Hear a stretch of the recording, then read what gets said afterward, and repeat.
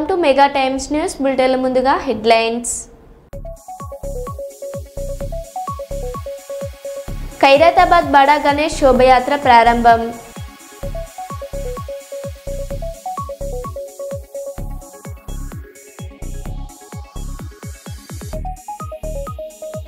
Urea కేంద్రం వద్ద జుట్టు పట్టుకొని కొట్టుకున్న మహిళలు.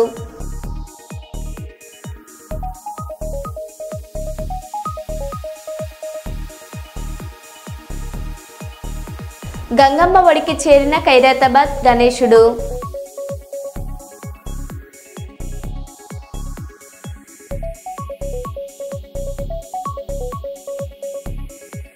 సుల్తానాబాద్ పిఎస్సిఎస్ ఎదుట యూరియా కోసం రైతుల ధర్నా.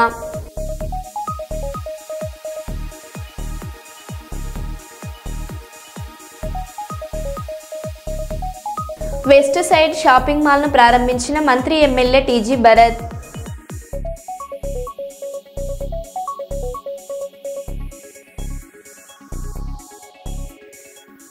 ఇక వివరాల్లోకి వెళ్తే, కర్నూలు మున్సిపల్ కార్పొరేషన్ పరిధిలోని పేదపాడు గ్రామం నుంచి రేడియో స్టేషన్ వరకు రోడ్డు మధ్యన చెట్ల పెంపకం కొరకు గత వైఎస్ఆర్సీపీ ప్రభుత్వ హయాంలో మట్టి వేశారు. అయితే కూటమి ప్రభుత్వం అధికారంలోకి వచ్చాక ఆ మట్టిని తొలగించి మరలా మట్టి వేస్తూ ప్రజాధనాన్ని ఇష్టానుసారంగా ఖర్చు పెడుతున్నారు.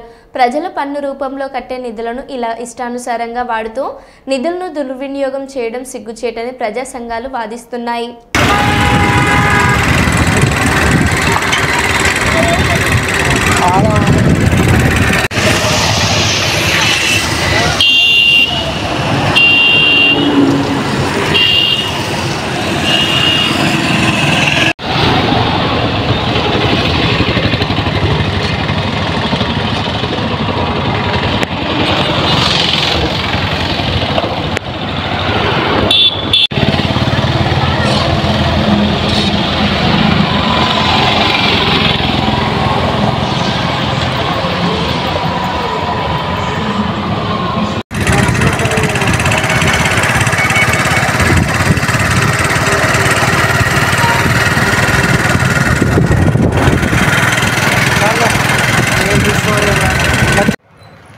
కర్నూలు మున్సిపల్ కార్పొరేషన్ పరిధిలో రోడ్ల విస్తరణలో భాగంగా డివైడర్లను ఏర్పాటు చేసి అందులో మట్టిని వేసి చెట్లను పెంచడం అనేది జరిగింది.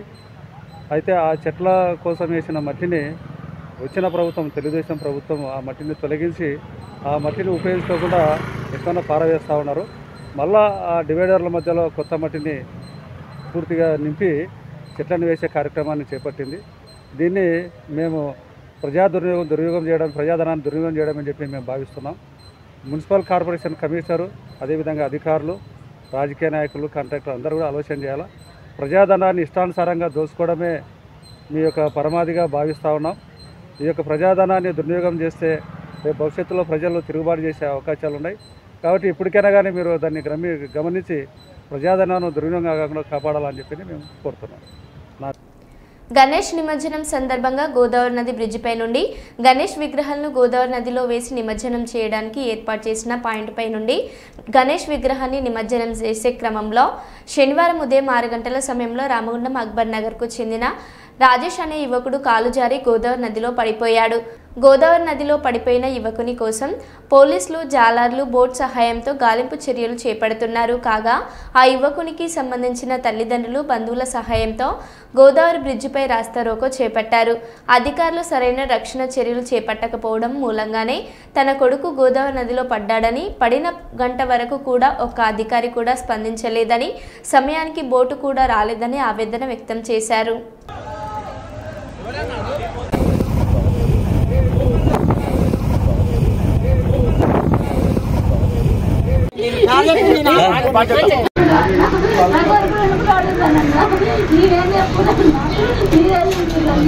నా కొడుకు నాకు కావాలన్నా సెల్లులలో చూసినవాళ్ళు నా కొడుకు ఎంతమంది చూపిస్తాడన్నా మీరందరూ చూస్తాను కదన్నా. నా కొడుకు నాకు కావాలన్నా, నా కొడుకు ఎక్కడున్నా తీసుకెళ్ళాలన్నా, నా కొడుకు నాకు ఇయ్యదన్నా, మీరు ఆడుకుంటుకుంటా మీరన్నా పెడతా అన్నా, నా కొడుకు ఎందుకు అడుగురన్నా అన్న అన్న అన్న అన్న అంటే చెల్ల వస్తాను అన్న, ఈ చెల్ల కోసం వచ్చినవా అన్న, మీ అల్లుడే అన్న మరి నా కొడుకు ఫోన్ చేసి ఇస్తాబత్తన్నా 6 గంటలకు నేను ఫోన్ చేస్తాను. నా కొడుకు నీళ్ళలో పడ్డారన్నారన్నా. ఈ టైం అయిందన్నా. నా కొడుకు తేడా తెలుసుకోలేదు. నా కొడుకు బాణం అంతా విలువలేదన్నా. వీడియో ఎట్లా వస్తారన్న చెప్పు నువ్వు ఏమో తెలియదన్నా. నాకేం తెలియదు. జనరల్ వీడియో వచ్చిందన్నా. నా కొడుకు చూపెడు కదా నేను చూస్తాను అన్న. నా కొడుకు ప్రతిసారి వాళ్ళతోనే తగ్గడానికి ఏర్పాట్లు లేదు. తేడా వచ్చిందని మీద వాడేవాడిని డబ్బులు అన్నట్టు ఇక చూయాలి. ఇక ఇంకోటి అడ్డు వచ్చేదానికి మనం ఏం చేయాలి? ఈ మధ్య వాళ్ళకి సగం పెట్టి మనం మధ్యలో రోడ్ బ్లాక్ చేసుకునేయాలి. కానీ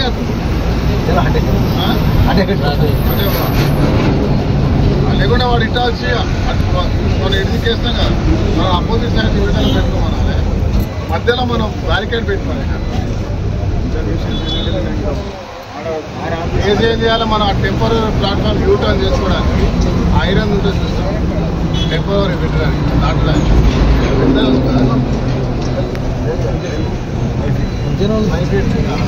అదొకటి ర్యామ్ పెట్టుకోవాలి. దానికల్లా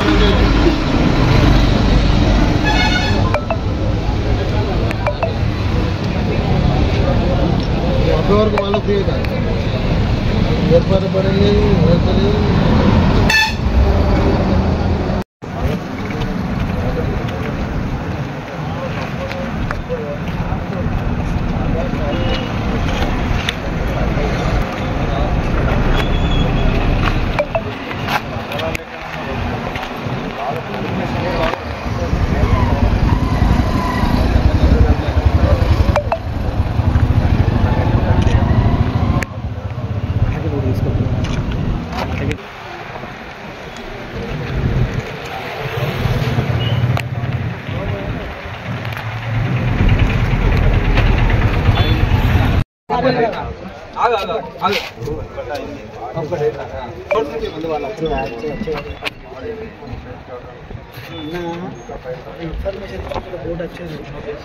స్టైల్ పోయి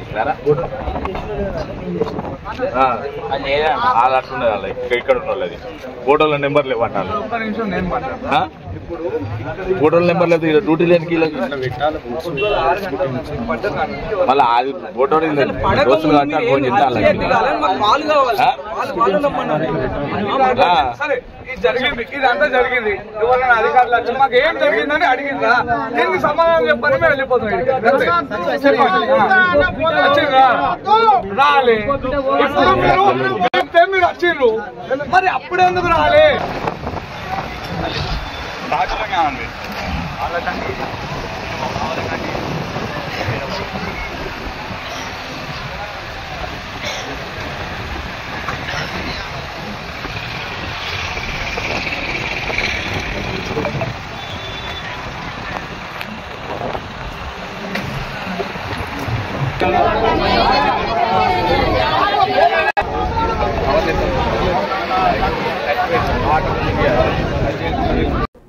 కర్నూలు నగరంలోని సి క్యాంప్ దగ్గర శకుంతల కళ్యాణ మండపం ప్రక్కన వెస్ట్ సైడ్ షాపింగ్ మాల్ను మంత్రి టీజీ భరత్తో పాటు పాణ్యం శాసనసభ్యులు గౌరు చరితారెడ్డిలు కలిసి ప్రారంభించారు.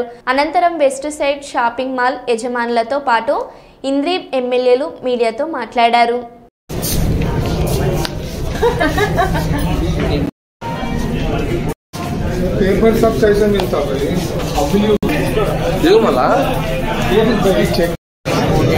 చాలా బుక్ అంటున్నది.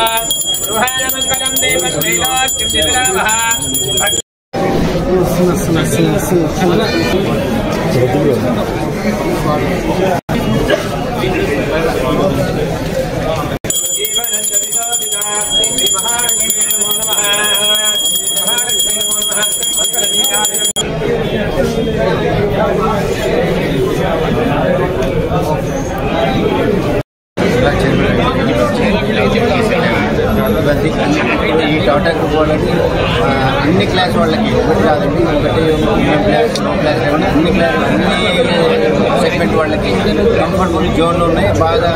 బాగుంది. మీరంతా వచ్చి వచ్చి చాలా సంతోషం. సైట్ అనేది వెస్ట్ సైడ్ టాటా గ్రూప్ ఇచ్చినందుకు we are so happy. Westside అనేది ఎట్లా అంటే for every one it is reasonable price అనమాట. హయ్యర్ కానీ మిడిల్ క్లాస్ కానీ లోవర్ క్లాస్ కానీ అందరు ఎఫర్ట్ చేయగలుగుతారు. అండ్ దీంట్లో మనకి ladies section, kids section, mens section and మనకి హోమ్ ఎక్స్పెక్ట్ అన్నీ ఉన్నాయి. So every one can purchase. Good luck. Group వాళ్ళు నిర్మించినటువంటి ఈ యొక్క కాంప్లెక్స్ వెస్ట్ సైడ్ వాళ్ళు రావడము, వారు సేల్స్ ప్రారంభించడం వచ్చినటువంటి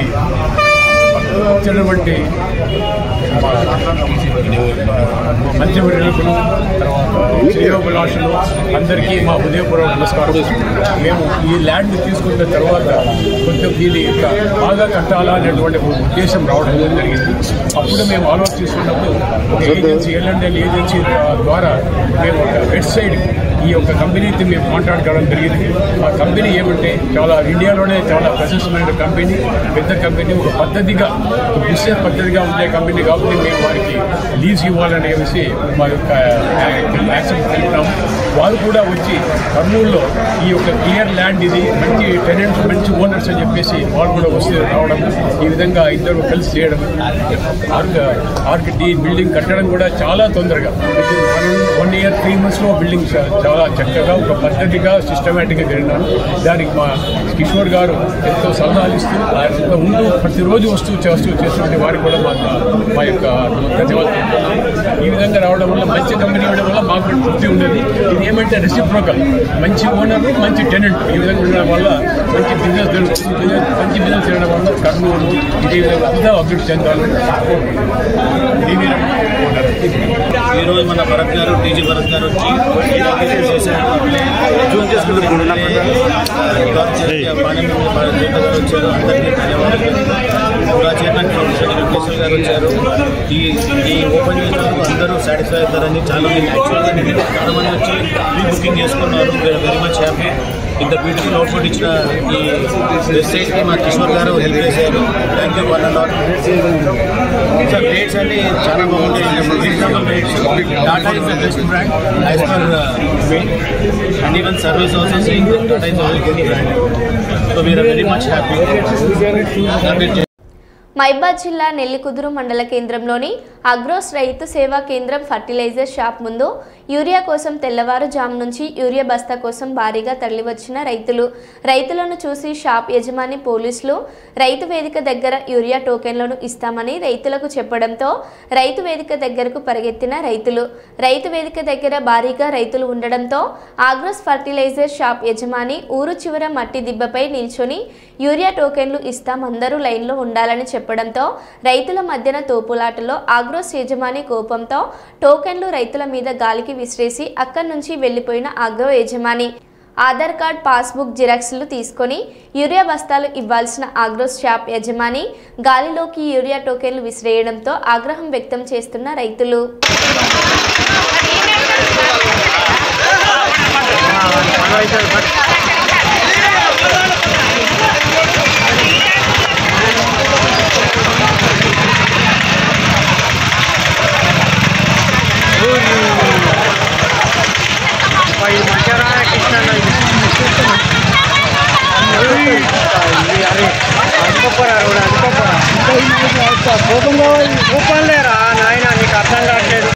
హైదరాబాద్ ఖైరతాబాద్ బడా గణేశుడు గంగమ్మ ఒడికి చేరాడు.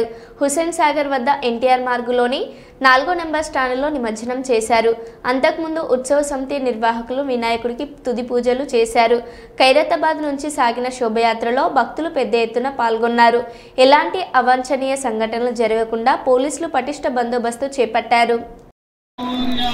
సుందరమూర్తి మోర్య అంటూ కూడా పెద్ద ఎత్తున భక్తులు ఇక్కడ బడాగణపతికి జయకారాలు కలుపుతూ ఉన్నారు. సో మనం చూస్తున్నాం దాదాపు మొత్తంగా కూడా బడాగణపతి యొక్క విగ్రహం 69 అడుగుల అద్భుతమైనటువంటి అపూర్వమైనటువంటి ఎత్తైనటువంటి బడాగణపతి యొక్క విగ్రహము హైదరాబాద్ బడాగణపతి పైన ఏర్పాటు చేసినటువంటి సర్పాలు కూడా వినాయక సాగర్ నిమజ్జనం అయ్యాయి. ఇక ఆఖరిగా మైబాద్ జిల్లా కేంద్రంలోని ఆగ్రోస్ రైతు సేవా కేంద్రం వద్ద ఆధార్ కార్డు నమోదు విషయంలో 2 మహిళల మధ్య ఘర్షణ.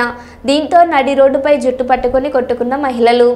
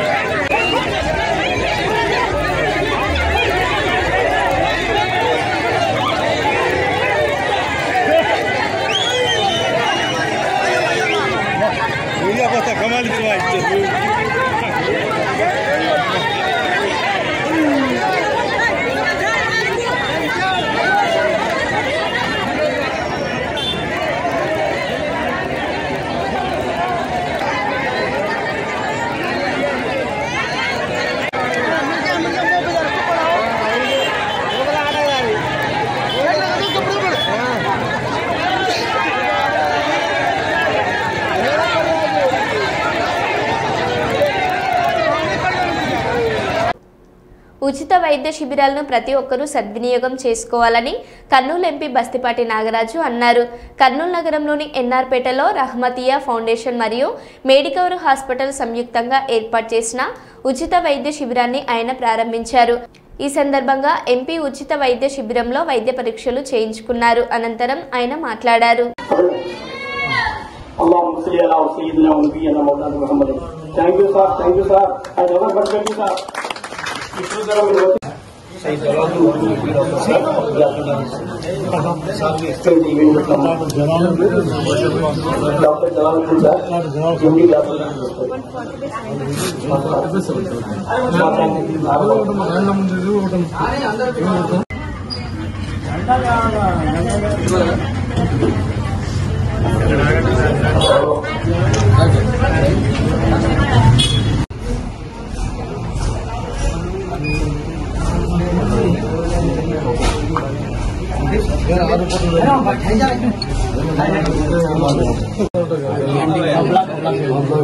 సెక్షన్ డిపార్ట్మెంట్ సార్ నేను ఈ ప్రోగ్రామ్ ఎంఎస్ఏ ఫౌండేషన్ వాళ్ళు 10 years వస్తున్నాను.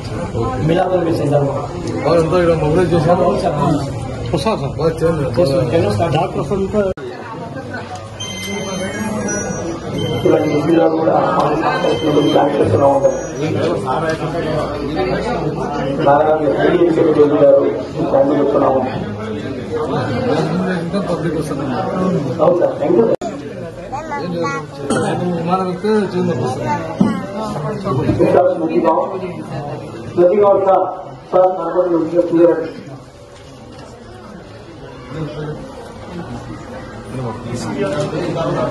ఈ ప్రోగ్రామ్ లో చిన్న పిల్లల నుంచి ఎన్ని రకాల మందులు మొత్తం కలుపుకొని 10 to 2 సాయంత్రం అయితే ఈ ప్రోగ్రామ్ మీతో స్టార్ట్ చేసుకుంటూ పేషెంట్ వెయిట్ చేస్తున్నారు. ఈ పండుగ ముందు ఇతర చోట్లగా క్యాంపులు పెట్టారు. మా క్యాంప్ కూడా బాగా అందరూ వినియోగించుకోవాలని చెప్పేసి పండుగ అయిపోయినా కూడా వాళ్ళు అనుకున్న లక్ష్యాన్ని మాత్రం ఏమాత్రం నెగ్లెక్ట్ చేయకుండా పండుగ అయిపోయిన తర్వాత మరుసటి మళ్ళీ క్యాంపులు ఏర్పాటు చేశారు. అందులో భాగంగా ఇక్కడ ఈ ప్రాంతంలో ఉన్నటువంటి ప్రతి ఒక్కరు కులాలకు మతాలకు అతీతంగా ప్రతి ఒక్కరు వచ్చి ఈ క్యాంపులో ఏర్పాటు చేసినటువంటి ఫెసిలిటీస్ ప్రతి ఒక్కరు వినియోగించుకోవాలని చెప్పేసి కోరుకుంటున్నారు. ముఖ్యంగా ఇప్పుడున్నటువంటి ఈ బిజీ లైఫ్ లో జీఎంటీ అయితేనేమి ఇది చెప్పేసి నేను కోరుకుంటున్నాను. అలాగే ఈ ఫౌండేషన్ ద్వారా మీరు ఎందుకంటే ప్రతి సంవత్సరం ఎందుకంటే చాలా మంది యువకులు ఉన్నారు ఇక్కడ డాక్టర్స్ కూడా మీ ఇంట్లో ఒకే ఫ్యామిలీలో 5 మంది డాక్టర్లు అని చెప్పారు. చాలా గర్వంగా ఉంది. వాళ్ళు మేము డాక్టర్ వృత్తి మా ఇంట్లో చదివించారు. ఒకే ఇంట్లో 5 మంది డాక్టర్లు ఉన్నాం. మేము ఈ కాలనీకి ఏదో ఒకటి సేవ చేయాలని చెప్పి వాళ్ళు కొనుక్కున్నది. వారికి మరొకసారి నేను శుభాకాంక్షలు తెలియజేస్తాను. వారి యొక్క సహకారంతో మనం కూడా భవిష్యత్తులో వాళ్ళకి మనవంతు సహకారం చేసి ఈ క్యాంపును ఎంతో వృద్ధి చేసి మనం ఈ కాలనీ వాసన కాకుండా కరువు ప్రజలకంతా మీరు సేవ అందించాలని చెప్పేసి కోరుకుంటూ సెలవు తీసుకుంటున్నాం. సల్లల్లాహు అలైహి వసల్లం జన్మదినాన్ని పురస్కరించుకొని ఈరోజు ఈ కొత్తపేటలో రెహమతియా ఫౌండేషన్ ద్వారా ఒక మెగా మెడికల్ క్యాంప్ నిర్వహించబడింది. దీంట్లో ఎన్సిడి అంటే నాన్ కమ్యూనికేబుల్ డిజీజెస్కు మరియు ఈ విష జ్వరాల కోసం ఈ కాలంలో వాన వల్ల జ్వరాలు వచ్చాయి కదా, ఆ జ్వరాల కోసం అన్ని మందులు ట్రీట్మెంట్ ఫ్రీ ఉచితంగా ఇవ్వబడింది. ఇంకోటి మనకు గుండె జబ్బుల కోసం ఈసీజీలు మరియు 2D ఎకోల ద్వారా రోగ నిర్ధారణ చేసి వాళ్లకు తగిన శస్త్రచికిత్సల కోసం మరియు ప్రొసీజర్ల కోసం మెడికవర్ ఆసుపత్రికి రెఫర్ చేయబడింది. మనకు వినికిడి సమస్యల కోసం తమ జీవితంలో ఉదాహరణగా తీసుకొని ఈ క్యాంప్ని నిర్వహించడం జరిగింది. దీంట్లో more than 300 persons, more than 300 కన్నా ఎక్కువ మంది ఈ లాభం పొందారు. ఇంకా క్యాంప్ జరుగుతూనే ఉంది. ఇంకా క్యాంప్ 4:30 వరకు ఉంటుంది. ఇంకా ఎంతమంది వస్తారో తెలియదు. కానీ ఈ క్యాంప్ మెగా క్యాంప్ సక్సెస్ అయింది. దీనికి మన ఉదయం 10 గంటలకు ఎంపీ గారు నాగరాజ్ గారు ఓపెనింగ్ చేశారు. దాన్ని ప్రారంభించిన తర్వాత ఈ క్యాంప్ని స్టార్ట్ చేశాము. ఈ క్యాంప్ ఇప్పటివరకు సక్సెస్గా ముగింపు ద్వారా పోతుంది. నేను డాక్టర్ సయ్యద్ జలాలుద్దీన్, హైదరాబాద్. పెద్దపల్లి జిల్లా గోదావరి నదిపై ఉన్న బ్రిడ్జి వద్ద గణేష్ నిమజ్జన ఉత్సవాలకు అధికారులకు ఏర్పాటు చేశారు.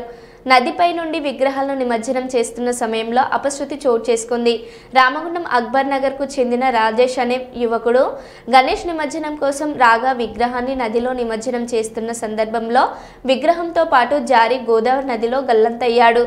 గల్లంతైన యువకుడి ఆచూకీ కోసం అధికారులు గజ ఈతగాళ్లు బొట్ల సాయంతో గాలింపు చర్యలు చేపట్టారు. అయితే అధికారులు రక్షణ చర్యలు ఏర్పాటు చేయకపోవడం వల్లే యువకుడు నదిలో పడి గల్లంతయ్యాడని బంధువులు ఆరోపిస్తూ గోదావరి బ్రిడ్జిపై ఆందోళనకు దిగారు.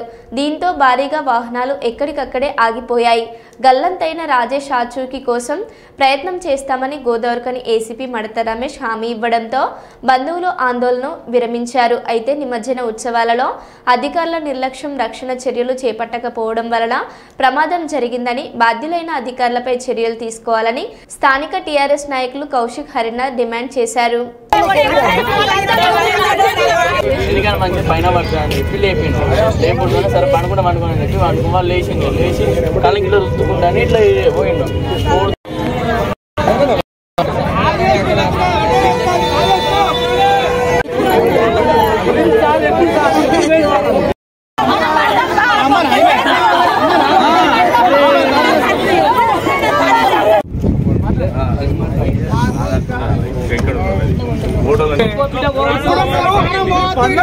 మీరు వచ్చిండ్రు మరి అప్పుడెందుకు రాలే?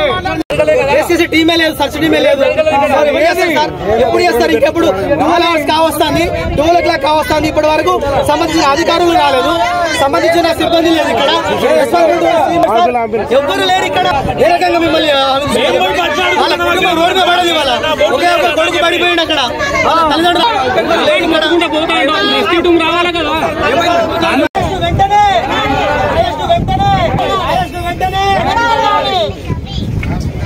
లేదు సార్, ఈడు ఉన్నాడు, లైవ్ ఉన్నాడు. ఈయన అడగండి సార్, మీరు అడగండి. ఇన్ఫర్మేషన్ ఇచ్చాను.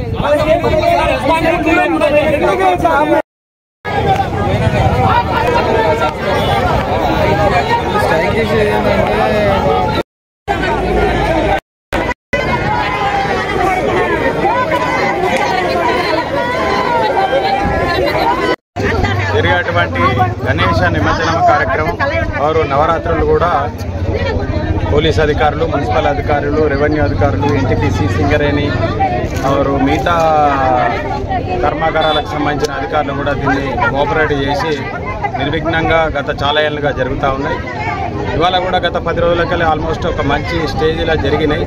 దురదృష్టవశాత్తు ఏదైతే యాక్సిడెంట్ జరిగిన తర్వాత జరగడం అనేది యాక్సిడెంట్ జరుగుతూ ఉంటాయి, కానీ జరిగిన తర్వాత అనేది ప్రాపర్ రియాక్షన్ అనేది ఇక్కడ కనబడకనే వాళ్ళ బాధితులు ఉదయం 4-5 గంటలకెళ్ళి ఇక్కడ ఉంటే ఎవరు ప్రాపర్గా రెస్పాండ్ కాకపోవడం వల్లనే ఈ విధంగా రాస్తారోకా చేయాల్సిన పరిస్థితి వాళ్ళకి ఏర్పడ్డది. రాస్తారోకా చేసేది బాధితులు, వాళ్ళకేం ఇష్టంగా ఎవరు చేయరు. జరిగినటువంటి ఇక్కడ ఏదైతే గత 6-7 గంటలకి జరుగుతున్నటువంటి పరిణామాలు నచ్చక యాస్టకు వచ్చి ఒక బోట్ లేదట, బోట్కు పెట్రోల్ లేకపోతే వీళ్ళు తీసుకొచ్చే పరిస్థితి ఉన్నది. ఇదంతా కూడా ఇక్కడ ఉండి చూడాల్సిన అధికారుల వైఫల్యం. ఇప్పుడు మాత్రం యాక్సిడెంట్ జరిగేటప్పుడు ఎవరేం చేయలేరు, కానీ అయిపోయినాక మాత్రం ఇమీడియట్లీ రెస్క్యూ చేయాల్సిన అవసరం ఉండే. ఆయన ఒక నిమిషం మాత్రం మనిషి తేలుకుంటూ పోతా ఉన్నాడు. ఇమీడియట్లీ బోట్లు వస్తే ప్రాణాలు సేవ్ అయ్యేటి, ఇంత ఉపద్రవం ఉండదు. ఇప్పటికి కూడా అధికారులు ఎవరు ప్రాపర్గా రెస్పాండ్ చేయక ఈ విధంగా రాస్తారోకో చేయాల్సిన అవసరం ఏర్పడుతుంది. పెద్ద ఎత్తున ప్రయాణికులు కూడా ఇబ్బంది పడుతూ ఉన్నారు బస్సులల్లో, కార్లల్లో. ఇది చాలా శోచనీయం. ఏదాడ పెట్టుకొని డ్యాన్సులు చేయడానికి వచ్చే ప్రజాప్రతినిధులకు ఇక్కడ జరిగే కనబడతలేదా అని చెప్పి నేను అడుగుతా ఉన్నా. ఇప్పటికైనా ఇమ్మీడియట్లీ దీనికి సంబంధించిన అధికారులు ఎవరు ఉన్నారో, ఏసీపీ గారు కావచ్చు, డీసీపీ గారు, ఇంకెవరైనా రెవెన్యూ అధికారులు వచ్చి ఇమ్మీడియట్లీ వాళ్ళకు రిలీఫ్ ఇచ్చి ఒక హామీ ఇచ్చి మేము పనిచేస్తాం, మీకు దగ్గర ఉండి మేము చేపిస్తాం అనేది కావాలి. ఆ బోట్లు ఎందుకు టైంలో రాలేదు, దానికి పెట్రోల్ ఎందుకు లేదు, దానికి సరి అయినటువంటి పరిణామాలు ఎందుకు జరగలేదు, వారి మీద చర్యలు తీసుకుంటారు అనేది కూడా దీని తర్వాత ఫస్ట్ బాడీని వెలికి తీయాలి. తీసిన తర్వాత ఇక్కడ ఫెయిల్యూర్ అయింది, అది దాని మీద చర్యలు తీసుకోవాలని చెప్పి మేము డిమాండ్ చేసి ఇమ్మీడియట్లీ అధికారులు రండి, వాళ్ళతోటి మాట్లాడి వాళ్ళకు మేము ఈ విధంగా ఇప్పుడు ఇమ్మీడియట్ కార్యాచరణ చేపడుతున్నామని చెప్పి ట్రాఫిక్ క్లియర్ చేసుకొని పనిచేయాల్సిన బాధ్యత ఉన్నదని చెప్పి మేము తెలియజేస్తాం. మరో బులెటిన్లో మళ్ళీ కలుద్దాం. Stay tune.